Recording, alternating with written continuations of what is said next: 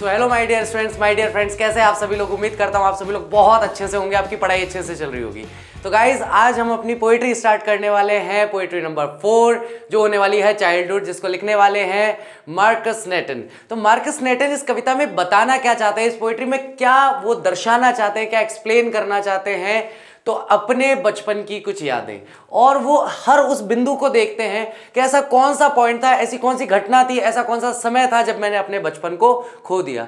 यानी अपने खोए हुए, अपने समाप्त हुए बचपन को वो बार बार याद करते हैं और याद करते हुए ये समझने का प्रयास करते हैं, कोशिश करते हैं कि कब मेरा बचपन खत्म हो गया था और कब मैं जो दुनिया की भागदौड़ है, जो दुनिया की उठापटक है, उसमें लग गया था।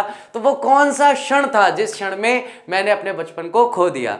तो आइए देखते हैं कि नेटन जो है यहाँ पर किस तरीके से बात करते हैं और क्या कुछ हमें अपने बचपन के बारे में याद दिलाते हैं, क्योंकि जब हम उनके बचपन को देखेंगे तो हमें पता चलेगा हमारा बचपन भी वैसा ही था और हमने भी कहीं ना कहीं अपने उस बचपन को खो दिया है, जिसे आज भी हम बहुत ज़्यादा याद करते हैं कि काश हमारा वही बचपन का समय बना रहता। बड़े होते ही नहीं, हमेशा छोटे ही रहते, है ना।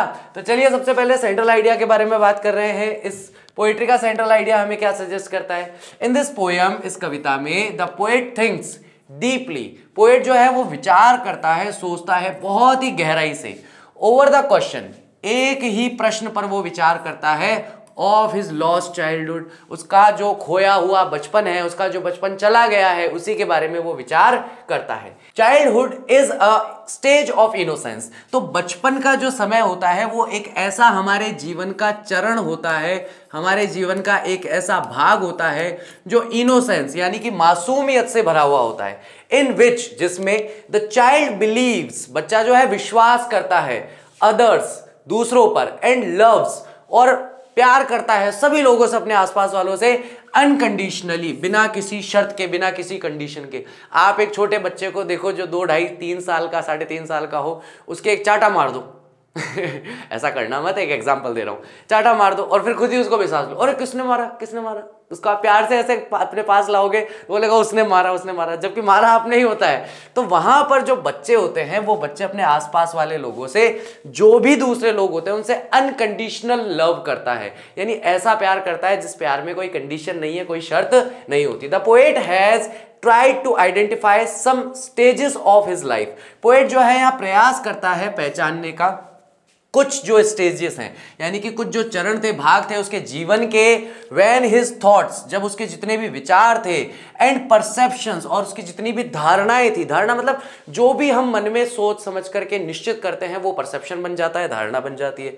ऑफ द वर्ल्ड चेंज, किस चीज के बारे में विचार करता है, उसके जो विचार हैं, उसकी जो धारणाएं हैं कब बदल गई थी, किस स्थिति में, जीवन के किस चरण में वो बदल गया था, वो बच्चे से बड़ा हो गया था। ऑफ द वर्ल्ड चेंज्ड, यानी कि जो संसार परिवर्तित हुआ है उसके बारे में वह विचार करते हैं। ठीक है, चाइल्डहुड हमारी पोइट्री का नाम है। मार्कस नेटन जो हमारे लेखक हैं, हमारे रचनाकार हैं इस कविता के। ठीक है, when did my childhood go, मेरा बचपन कब चला गया था। Was it the day I ceased to be 11, क्या ये उस दिन चला गया था जब मैं 11 वर्ष का हुआ था। यानी कि सीज का मतलब होता है जिस दिन मैं 11 वर्ष का हुआ, जिस दिन 11 वर्ष की अवस्था को मैंने प्राप्त किया, सीज किया, पकड़ा। क्या जैसे ही मैं 11 साल का हुआ, क्या तब मेरा बचपन चला गया था। Was it the time I realise that hell and heaven could not be found in the geography, तो या ये उस दिन समाप्त हो गया था जब मैंने ये समझ लिया था, ये महसूस कर लिया था, ये जान लिया था कि भैया स्वर्ग और नर्क, स्वर्ग और नर्क जो हैं उन्हें प्राप्त नहीं किया जा सकता, उन्हें ढूंढा नहीं जा सकता ज्योग्राफी के अंदर, यानी भूगोल के अंदर। आप भूगोल की किताब में ढूंढने बैठोगे ना, एक मैप लेकर के, पूरे विश्व का मैप लेकर के आप बैठोगे, अच्छा आप देखो इसमें स्वर्ग का है और नर्क का है, ढूंढो। तो क्या उस दिन, जिस दिन मैंने ये महसूस कर लिया था, जिस दिन मैं ये समझ गया था कि स्वर्ग और नर्क जो है वो पृथ्वी पर नहीं है, क्या उस दिन मेरा बचपन समाप्त हो गया था।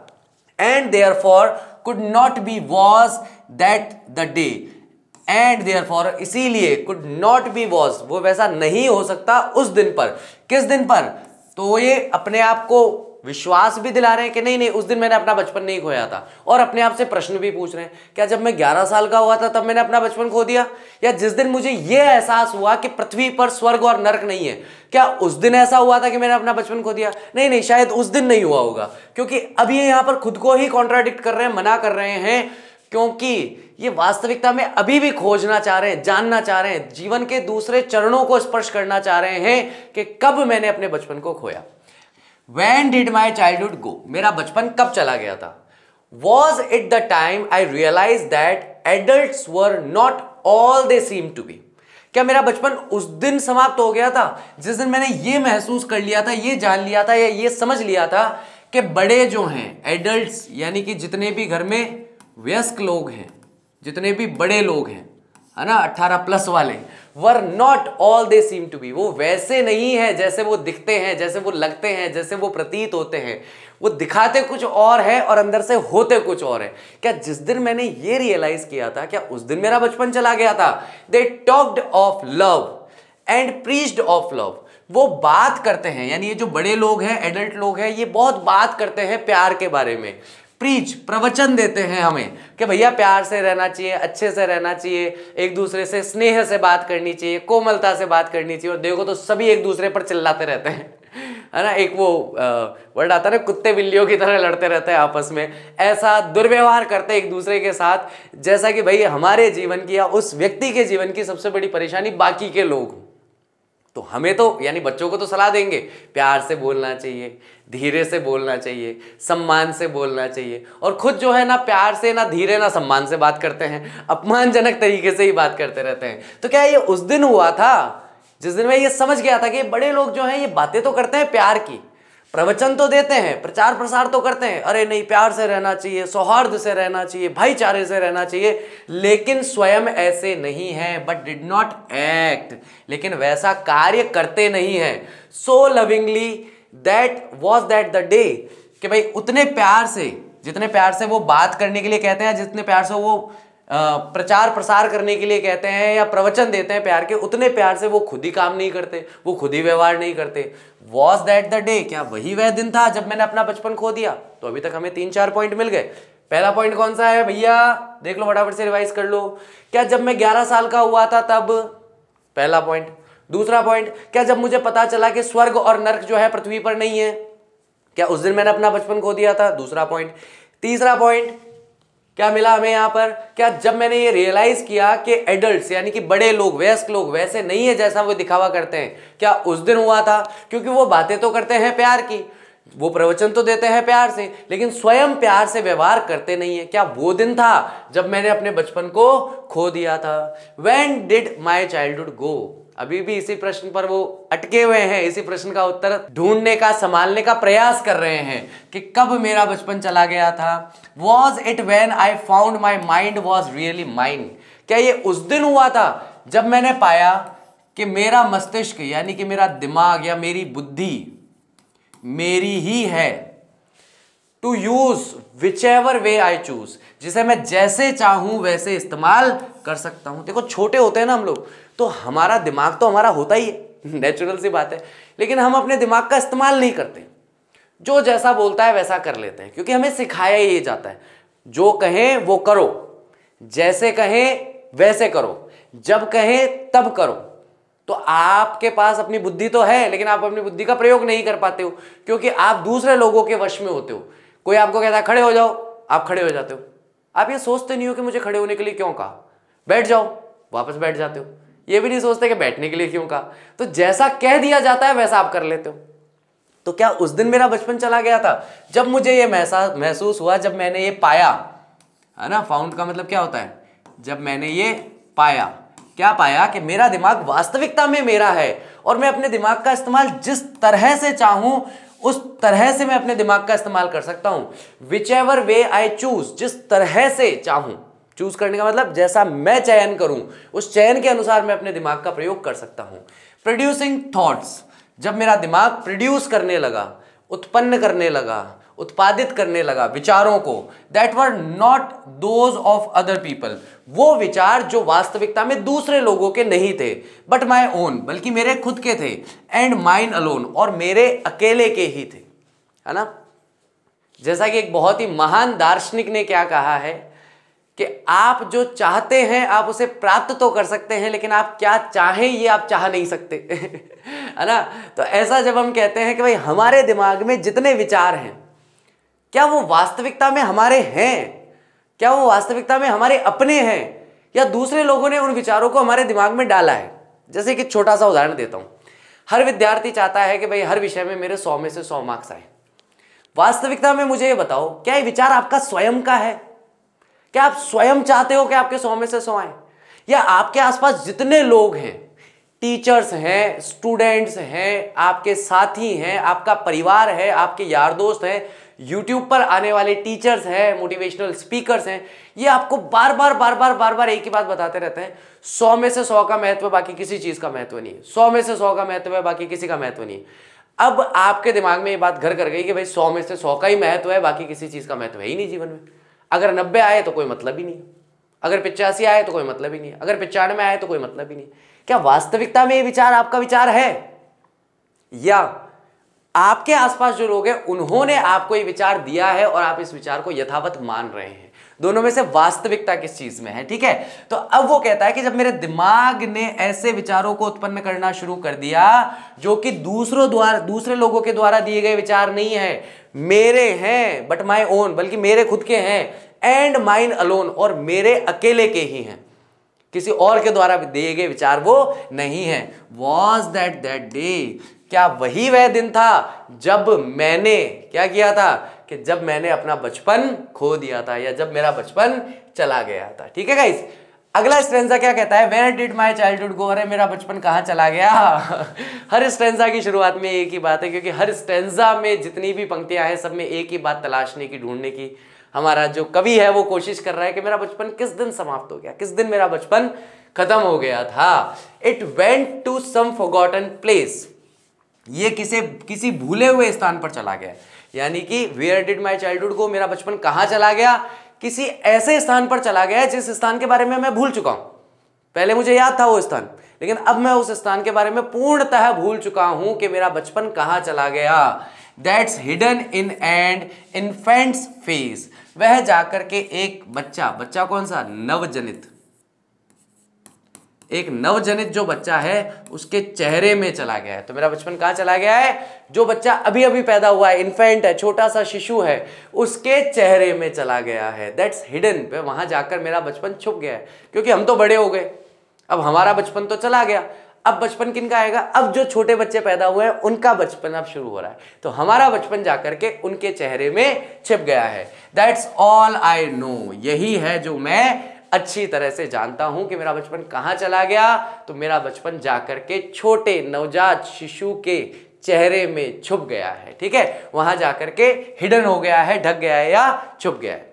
तो गाइज आगे देखते हैं इसके अंदर आगे हमें क्या देखने को मिल रहा है। तो ये हमारी टोटल पोएट्री है, ये हमारी कविता है, और इस कविता के अंदर पूरे के पूरी कविता में एक ही प्रश्न बार बार पूछा गया है, मेरा बचपन कहाँ चला गया, और अंत में उस प्रश्न का उत्तर हमें मिलता है कि मेरा बचपन जो नवजात शिशु है उसके चेहरे में जाकर छुप गया है। तो गाइज फटाफट से जैसे ही ये लेक्चर खत्म हो कमेंट बॉक्स ओपन हो जाएगा। कमेंट बॉक्स के ओपन होते ही आपको पहले जितने भी पॉइंट्स हमने देखे हैं कि मेरा बचपन कहाँ चला गया, वो सारे के सारे पॉइंट लिखने हैं, और लास्ट में ये पॉइंट लिखना है कि छोटे बच्चे इन्फेंट या नवजात शिशु के चेहरे में जाकर छुप गया है। कमेंट बॉक्स में जरूर लिख करके मुझे बताइएगा सारे 5 पॉइंट। अगर ये 5 पॉइंट आप लिख देते हैं तो इससे आपका पूरा का पूरा पोएट्री तैयार हो जाएगा, उससे बाहर पोएट्री में और कुछ भी नहीं आएगा। ठीक है, तो समरी देखते हैं, हम इसका सारांश देखने वाले हैं। फर्स्ट ऑफ ऑल, सबसे पहले the poet thinks and wonders, poet जो है वो विचार करता है। थिंक का मतलब भी विचार करना, और वंडर का मतलब भी विचार करना ही होता है। वंडर करता है about the end of his childhood, उसके बचपन के खत्म होने के बारे में। He thinks where his childhood came to an end, और वह विचार करता है कि उसका बचपन जो है कब समाप्ति तक आ पहुंचा। ही वंडर्स, वह विचार करता है, वह सोचता है, that was it the day on which he was no longer 11 years of age, यानी कि ऐसा उस दिन हुआ होगा जिस दिन वह 11 साल का नहीं रहा, यानी 11 साल से बड़ा होते ही उसका बचपन खत्म हो गया।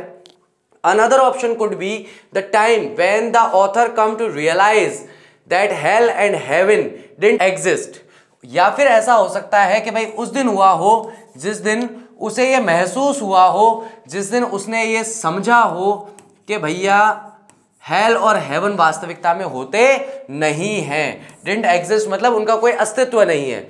And one could not find them in geography, और कोई भी व्यक्ति स्वर्ग या नरक को ज्योग्राफी में, ज्योग्राफी की किताब में, मैप में ढूंढ नहीं सकता है। So this was the time, तो यही वो समय था when the author could make a distinction. Distinction का मतलब होता है अंतर समझना, है ना, कि वही वह दिन था जिस दिन, या वही वह समय था जब ऑथर, हमारा लेखक जो है, अच्छी तरीके से अंतर कर सकता था दो चीजों में, बिटवीन रियलिटी एंड फैंटेसी, कि वास्तविकता क्या है और कल्पना क्या है। रियलिटी का मतलब होता है वास्तविकता,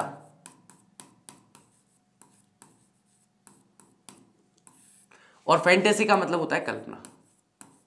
तो कल्पनाओं में और वास्तविकता में क्या अंतर होता है, अच्छा आगे लिखा हुआ है ना, the poet comes to the realisation that they are imaginary places, और पोएट जो है यहां पर रियलाइज करता है, समझता है, जानता है कि भैया स्वर्ग और नर्क, देख इसके लिए कहा गया है, स्वर्ग और नर्क जो है वो काल्पनिक स्थान है, वास्तविकता में ज्योग्राफी पे या पृथ्वी पर कहीं भी नहीं है। That they have no existence in the real world, यानी कि वास्तविक या ये जो संसार है इसमें उनका कहीं कोई एग्जिस्टेंस नहीं है, हिंदी में कहें तो उनका कोई अस्तित्व ही नहीं है, केवल कल्पना है वो। Once again the poet again repeat the same question, एक बार फिर से पोएट वापस वही प्रश्न दोहराता है अबाउट लूजिंग हिज चाइल्डहुड, अपने बचपन को खो देने के बारे में। नाउ द पोएट वंडर्स, अब पोएट फिर से विचार करता है, that was it the time, कि क्या वो समय था when he began to view the world, जब उसने संसार को देखना शुरू किया, विद अ डिफरेंट परसेप्शन, दूसरी अनुभूति के साथ, दूसरी अवधारणा के साथ, दूसरे विचारों के साथ, दूसरे नजरिए के साथ जब उसने दुनिया को देखना शुरू किया, क्या उस दिन उसका बचपन समाप्त हो गया था? नेचुरली, स्वाभाविकता से, व्हेन ह्यूमंस ग्रो ओल्डर, जब इंसान जब बड़े होते हैं, their perception of world changes, संसार के बारे में उनका नजरिया, दृष्टिकोण जो है बदलता है। हाउएवर, फिर भी the poet seems to be deeply affected by it, ऐसा लगता है कि पोएट ने ऐसा रियलाइज किया, महसूस किया कि वह बहुत गहराई से इस चीज से प्रभावित हुआ जब उसने अंतर करके और वास्तविक संसार को देखना शुरू किया, काल्पनिक संसार से बाहर निकला। फर्दरमोर, आगे वह कहता है कि the poet come to the realisation, poet जो है वह ये बात समझता है, that adults are hypocrites. Hypocrites का मतलब ऐसे लोग जो कहे कुछ और करे कुछ और, जिनकी कथनी और करनी में अंतर होता है, वो हिपोक्रेट्स कहलाते हैं।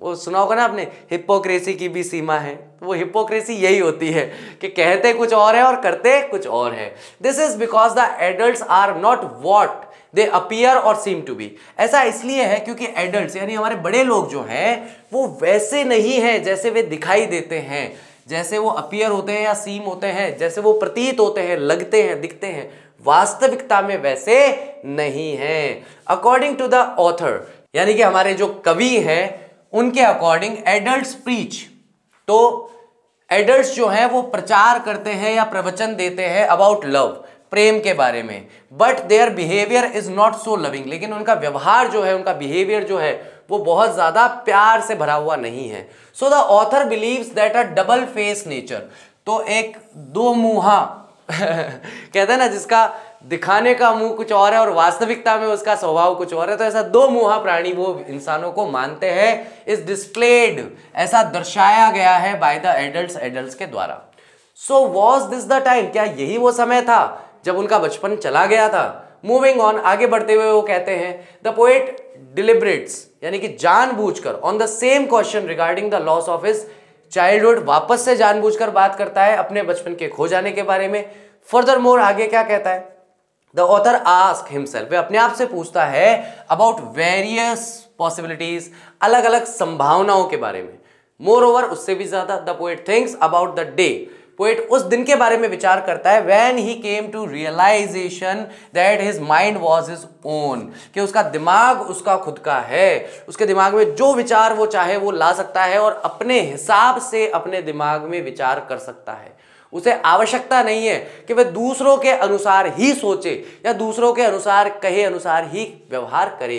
This was the time when the poet come to the realisation, यही वो समय है जब पोएट जो है वह इस बात का एहसास करता है, रियलाइज करता है that he can use his mind in any way he wants, कि वह अपने दिमाग का इस्तेमाल किसी भी दिशा में कर सकता है, किसी भी बारे में कर सकता है जो कुछ वो चाहे। ऑल्सो साथ ही साथ the poet realises that his thoughts were his own, poet जो है ये भी महसूस करता है, समझता है कि उसके विचार उसके खुद के हैं। No one can affect them, और कोई उन्हें प्रभावित नहीं कर सकता। वन कैन से, कोई भी कह सकता है, that the poet became aware that he can produce his on thoughts, कोई भी व्यक्ति बात सुनकर के कह सकता है कि पोएट जो है इस बात से अब जागरूक हो गया है, उसे पता चल गया है कि वह जो भी विचार चाहे, अपना खुद का विचार, उसे प्रोड्यूस कर सकता है, उसे उत्पन्न कर सकता है। And that he had free will, कि उसकी स्वतंत्र इच्छाएं हैं।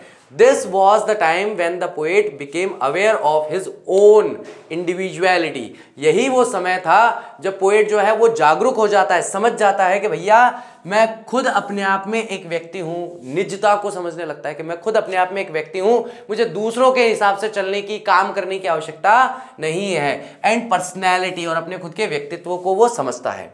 सो was that the day where his childhood became lost, तो वापस वही दिन था, क्या ये वही दिन था जहां उसका बचपन चला गया था? वापस से उसी प्रश्न पर घूम के आता है। इन द लास्ट स्टेंजा, अंतिम जो स्टेंजा है उसमें कहता है द पोएट बिकम्स रिमोर्सफुल, यानी पछतावे से भर जाता है, उसके मन में बहुत ज्यादा पछतावा आता है कि भाई मेरा बचपन जा चुका है, मैं अपने बचपन को खो चुका हूं। अबाउट हिज लॉस्ट चाइल्डहुड, अपने खोए हुए चाइल्डहुड के बारे में। It seems the poet has a desire to live his childhood once more, ऐसा दिखता है, ऐसा लगता है, प्रतीत होता है कि पोएट जो है उसके मन में एक बहुत ही गहरी इच्छा है कि वो अपने बचपन को फिर से एक बार और जिए। ही कंक्लूड्स, तो वह निष्कर्ष निकालता है that his childhood had vanished, कि उसका जो चाइल्डहुड है वो गायब हो चुका है, इनटू अ फॉरगॉटन प्लेस, एक ऐसी जगह पर जिसे वो पूरी तरीके से भूल चुका है। From which it can never return, एक ऐसे स्थान पर जहां से वो बचपन कभी लौटकर वापस नहीं आ सकता। The poet cherishes his now lost innocence, अब यहां पर पोएट जो है वो चेरिश करता है, चेरिश करने का मतलब होता है लाड करता है, बहुत याद करता है, बहुत प्यार से उन स्मृतियों को देखता है अपने ही मन में, अपने खोए हुए इनोसेंस, अपने खोए हुए मासूमियत को। This is the type of innocence that one can only see in a baby's face, और ये एक ऐसा इनोसेंस है, एक ऐसी मासूमियत है जो कोई भी व्यक्ति केवल एक छोटे नवजात शिशु के चेहरे में ही देख सकता है और किसी में नहीं देख सकता। He only has sweet childhood memories, अब उनके पास केवल अपनी प्यारी प्यारी बचपन की यादें हैं। विच वुड फेड अवे, जो कि बहुत जल्दी धुंधली पड़ जा रही हैं। रेदर क्विकली, यानी कि कुछ ज्यादा ही तेजी से, कुछ ज्यादा ही जल्दी क्या हो रही हैं, अब वो स्मृतियां धीरे धीरे नष्ट हो रही हैं, धीरे धीरे यादें खत्म हो रही हैं। मैं आपसे पूछूं कि जब आप 1 साल के थे, बताओ आपकी 1 साल की उम्र की कौन सी याद है? 2 साल, 3 साल की उम्र की आपकी कौन सी याद है जो आपको आज भी याद हो कि हाँ मैं 3 साल का था तो एक दिन ऐसा बैठा था, ऐसा कर रहा था? है क्या कोई याद? हमारी सारी वो बचपन की प्यारी यादें जो हैं वो फेड अवे हो चुकी हैं, वो धुंधली पड़ के समाप्त हो चुकी हैं। According to the poet the innocence of childhood, के पोएट के अनुसार जो इनोसेंस है, मासूमियत है जो बच्चे की, बचपन की, remains only until one is an infant, वो केवल तब तक ही रहती है जब तक कोई व्यक्ति जो है वह स्वयं एक इन्फेंट यानी कि नवजात शिशु है। जब तक वह स्वयं एक नवजात शिशु है तब तक ही उसकी यादें रहती हैं, और जब एक बार ये शिशु वाली जो एज निकल जाती है, इन्फेंट वाली एज निकल जाती है, उसके बाद हमें उस समय की कोई भी याद नहीं रहती है। ठीक है, नेक्स्ट हम यहाँ पर बात करने वाले हैं पोएटिक डिवाइसेस के बारे में। पोएटिक डिवाइसेस के बारे में पहले भी बता चुका हूँ। हिंदी भाषा में जैसे अलंकार होते हैं, हिंदी की बात कर लीजिए, संस्कृत की बात कर लीजिए, किसी भी भाषा की बात कर लीजिए, उसमें जैसे अलंकार होते हैं, शब्द के माध्यम से या अर्थ के माध्यम से जब कवि कोई ऐसी बात लिखता है जिससे एक चमत्कार उत्पन्न होता है, और जो पढ़ने वाले हैं, रीडर्स हैं, आप हूं, मैं हूं, हम लोग उसे पढ़ करके बड़े विस्मित होते हैं, बड़े प्रसन्न होते हैं, अरे यार क्या शानदार बात लिख दी यार कवि ने। तो वहां पर हम देखते हैं कि वहां हमें क्या दिख रहा है, पोएटिक डिवाइस दिख रहा है। ठीक है, पहला है rationalism. Rationalism, the poet rationalises that it would have gone when he was 11। तो रैशनलाइज वो कब करता है, जब वह विचार करता है कि भैया जब वो 11 साल का था, when he find out that hell and heaven could not be found in geography, यानी कि जब उसे महसूस होता है कि हेल और हेवन को ज्योग्राफी में नहीं ढूंढा जा सकता है। सेकंड इसके अंदर हमें पोएटिक डिवाइस कौन सा दिख रहा है, तो सेकंड हमें दिखाई दे रहा है हिपोक्रेसी। हिपोक्रेसी बताया था अभी क्या है, ठीक है, सामने वाला जताता कुछ और है, मतलब दिखाने का फेस अलग और वास्तविक चेहरा अलग है ना, कहे कुछ करे कुछ, है ना, वो वाला व्यक्ति। सेकंड स्टेंजा में हम देखते हैं, when he found out that the adults preach one but practised another. जहां पर वो देखता है कि एडल्ट्स जो हैं, बड़े लोग जो हैं, वयस्क लोग जो हैं, वो प्रवचन तो एक चीज के बारे में देते हैं लेकिन प्रैक्टिस कोई दूसरी चीज करते हैं। दे प्रीच्ड लव, वे बातें करते हैं, प्रचार प्रसार करते हैं, बहुत ज्यादा हमें समझाते हैं प्यार से रहना चाहिए, सौहार्द से रहना चाहिए, but were not so lovable, लेकिन बहुत ज्यादा जो प्रेम युक्त है वो व्यवहार नहीं करते हैं। तो बातें तो प्यार की है लेकिन काम या एक्शन जो है वो घृणा वाले हैं, या वो नफरत वाले हैं, या आप कह सकते हैं कि ईर्ष्या वाले हैं, ऐसे उनके व्यवहार रहते हैं। नेक्स्ट इसके अंदर आता है इंडिविजुअलिटी, स्टेंजा 3 के अंदर हमें देखने को मिलती है। अब ही नाउ अंडरस्टूड हिज इंडिविजुअलिटी, वह अपनी निजता को अब समझता है कि भैया मैं दूसरों के हिसाब से चलने वाला व्यक्ति नहीं हूं, मैं स्वयं अपने आप में एक इंसान हूं, मेरे खुद के अपने विचार हैं, मैं खुद अपने विचारों से अपने तरीके से अपने जीवन को जी सकता हूं। That he can make his own decision, कि वह अपने स्वयं के निर्णय ले सकता है, and is the master of his own decisions, और वह स्वामी है, मालिक है अपने स्वयं के निर्णयों का। राइम स्कीम जो हमें यहां पर दिखाई देती है इस पोइट्री के अंदर, the poet does not follow any particular rhyme scheme, किसी भी पर्टिकुलर राइम स्कीम को यहां फॉलो नहीं किया गया है, ये एक मुक्तक छंद में लिखा गया है, हिंदी में बोलते हैं मुक्तक छंद, यानी फ्री स्टाइल राइम स्कीम जो होती है वो है। In the first stanza alone, केवल फर्स्ट स्टेंजा में हमें ABBCCD जो है एक राइम स्कीम दिखाई देती है, बाकी जगह पर हमें कोई राइम स्कीम दिखाई नहीं देती। नेक्स्ट हमारा पोएटिक डिवाइस आता है रिपीटिशन। रिपीटिशन का मतलब होता है कि बार बार किसी चीज पर जोर देने के लिए उस चीज को बार बार दोहराया जाए, बार बार कहा जाए। जैसे कि हर स्टेंजा के स्टार्टिंग में हमें देखने को मिल रहा था where, when did my childhood go, was that the day. ये दो चीजें जो है ये पोइट्री में बार बार रिपीट हो रही है, बार बार दोहराई जा रही है। मेरा बचपन कहाँ चला गया, क्या वो दिन था जब चला गया, मेरा बचपन कहाँ चला गया, क्या वो दिन था जब चला गया। तो ये दो चीजें बार बार रिपीट हुई हैं। नेक्स्ट हमें यहां देखने को मिलता है antithesis. Antithesis is a rhetorical device in which two opposite ideas are put together. तो एंटीथीसिस क्या होता है, एंटीथीसिस तब बनता है जब दो विरोधाभासी विचारों को एक साथ रखा जाता है, सच झूठ, काला सफेद, अच्छा बुरा। अब ये आइडियाज ऐसे हैं जो बहुत ही ऑपोजिट हैं, एक दूसरे के बहुत ही विपरीत हैं, विलोम हैं, लेकिन इन दोनों आइडियाज को जब साथ रखा जाता है तो वहां पर एक पोएटिक डिवाइस होता है जिसे हम कहते हैं एंटीथेसिस हुआ है। Are put together in a sentence, एक ही वाक्य में दोनों को साथ रखना, to achieve a contrasting effect, जिससे प्राप्त किया जा सके विरोधाभासी प्रभाव को, कि भाई विरोधाभासी प्रभाव अगर कभी प्राप्त करने का प्रयास कर रहा है। हियर जैसे यहां पर देखने को मिलता है हेल एंड हेवन, तो हेल और हेवन दोनों विचार ही हैं और ये दोनों विरोधाभासी विचार है, एक दूसरे का विरोध करते हैं। स्वर्ग और नरक दो अलग अलग चीजें हैं, लेकिन एक ही वाक्य में एक साथ रखना कि भाई अच्छा भी और बुरा भी, तो वहां पर एक पोएटिक डिवाइस हुआ है। नेक्स्ट आता है एलिट्रेशन। एलिट्रेशन का मतलब होता है कि जब भी किसी एक ही वाक्य में किसी शब्द के प्रारंभ में जो स्वर है उस स्वर को बार बार दोहराया जाए, और खास करके वो स्वर होता है व्यंजन वाला स्वर, है ना, जो अपने स्वर वाला स्वर होता है ना, ए आ ई ऊ वाला, वो नहीं, क ख ग ग वाला, है ना। तो वो स्वर जब किसी एक ही वाक्य में दो या दो से ज्यादा बार आ जाता है, कोई भी एक स्वर, तो वहां पर हम कहते हैं यहां एलिट्रेशन हुआ है। जैसे कि म माई माइंड, मैं वापस दो बार आया, विच एवर वे, व दैट दे, द टाइम, है ना, तो द टाइम, तो एक तरफ द आ रहा है एक तरफ ट आ रहा है, लेकिन टी जो है वो वहां पर रिपीट हुआ है, ठीक है। इन्वर्जन, इन्वर्जन कब होता है, where we reverse invert the normal word order of a structure, most commonly the subject verb word order is known as inversion. Here to use whichever way I choose. अब जैसे क्या होता है, सामान्यतः जब भी हम कोई वाक्य बनाते हैं तो हमारे वाक्य बनाने का तरीका होता है subject plus helping verb plus main verb plus object, यानी कि subject plus verb plus object हमारा एक तरीका चलता है। लेकिन जब इस सेंटेंस स्ट्रक्चर को हम फॉलो नहीं करते, जब इस सेंटेंस स्ट्रक्चर के अकॉर्डिंग हम कार्य नहीं करते हैं, उससे अलग सेंटेंस स्ट्रक्चर में शब्दों को आगे पीछे करके जब हम वाक्य का निर्माण करना शुरू कर देते हैं, वहां पर इन्वर्जन होता है। To use whichever way I choose, ठीक है। तो यहां पर ये पूरा एक वाक्य होना चाहिए था, टू चूज नहीं होना चाहिए था, विच एवर वे इसकी जगह पर यहां पर होना चाहिए, सबसे पहला होना चाहिए आई चूज, नंबर 2 पे होगा विच एवर, नंबर 3 पे होगा वे, और उसके बाद नंबर 4 पे होगा टू यूज, ठीक है। अगर इसका सही क्रम बनाए तो ये क्रम बनना चाहिए, लेकिन यहां पर शब्दों के क्रम को आगे पीछे कर दिया गया है, इस वजह से यहां पर क्या हुआ है, इन्वर्जन हमारा एक पोएटिक डिवाइस हुआ है। नेक्स्ट गाइस हम बात करने वाले हैं रेफरेंस टू कॉन्टेक्स्ट के बारे में। तो पूरी की पूरी कविता का रेफरेंस हमेशा एक समान ही रहता है, रेफरेंस में कभी अंतर नहीं आता। क्यों अंतर नहीं आता गाइस? क्योंकि रेफरेंस जो है वो एक ऐसी चीज है जो केवल कविता का परिचय देती है, भाई कहां से ली गई है और किसने लिखी है। तो रेफरेंस हर स्टेंजा में सेम ही चलता है। कॉन्टेक्स्ट में क्या बताया जाता है कि जो पंक्तियां हैं, इन पंक्तियों में क्या बताया गया, बस उसका परिचय मात्र देना क्या कहलाता है, कॉन्टेक्स्ट कहलाता है। तीसरी चीज आती है explanation.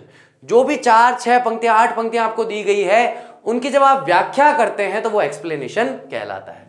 These lines have been taken, first stanza की बात हो रही है, फ्रॉम द पोएम चाइल्डहुड। हमारी जो कविता है चाइल्डहुड उससे ली गई है, कंपोज्ड बाय मार्कस नेटन। तो मार्कस नेटन जो है इसके रचयिता है।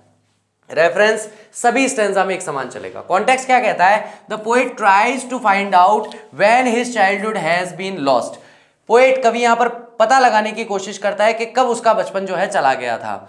Marks different stages of life, और वह मार्क करता है, चिन्हित करता है, क्या करता है बोलो, चिन्हित करता है अपने जीवन के अलग अलग स्टेजेस को, अलग अलग चरणों को, अलग अलग आयामों को, कि कब उसका बचपन खो गया था, ठीक है। पहले स्टेंजा का एक्सप्लेनेशन क्या बनेगा, the poet wonders about when his childhood came to an end. Poet यहां पर विचार करता है कि उसका बचपन कब एक अंत तक आ पहुंचा था। ही आस्क्ड हिमसेल्फ, वह अपने आप से पूछता है, what was it the day he was no longer 11 years old। क्या वह दिन था जब वह 11 साल का नहीं रहा। Was it the day when he realised that hell and heaven exist. क्या वो दिन था जब उसने ये महसूस किया, रियलाइज किया कि हेल और हेवन जो है वो एग्जिस्ट करते हैं, यानी कि हेल और हेवन का अस्तित्व तो है, और फिर भी वह उन्हें ज्योग्राफी में कहीं नहीं ढूंढ सकता, यानी भूगोल की किताब में उसे कहीं पे भी हेल और हेवन नहीं मिलेगा, और ऑन द मैप ना ही किसी मानचित्र पर मिलेगा। He realised that they are imaginary, और उसके बाद वह समझता है, जानता है कि हेल और हेवन जो है वो केवल कल्पनात्मक चीजें हैं, वास्तविक संसार में हेल और हेवन होता ही नहीं है। प्लेसेस यानी कि इमेजिनरी स्थान है, that actually do not exist in this world, जो इस संसार में नहीं है। तो वह पहले जानता है कि भैया हेल और हेवन होते हैं, और फिर बाद में महसूस होता है नहीं नहीं भैया तो कल्पनात्मक स्थान है, वास्तविक संसार में तो हेल और हेवन होता ही नहीं है।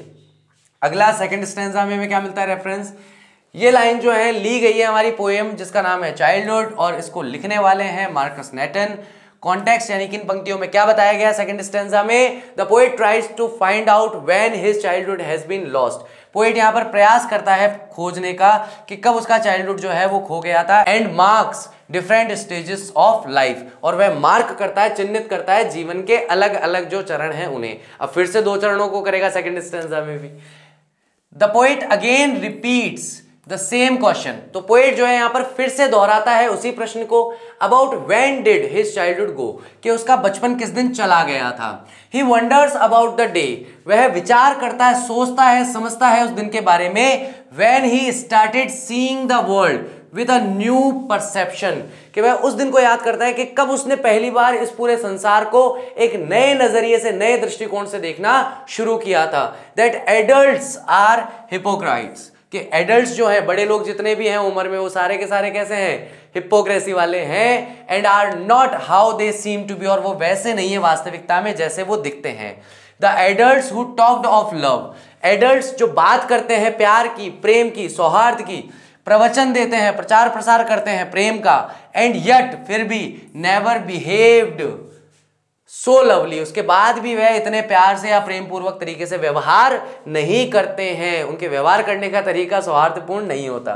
दे आर डबल फेस्ड, वे 2 चेहरे वाले हैं, इन रियलिटी वास्तविकता में। Was that the day when his childhood गो, क्या यही वो दिन था जिस दिन उसका बचपन हमेशा के लिए समाप्त हो गया था, जब उसका बचपन चला गया था।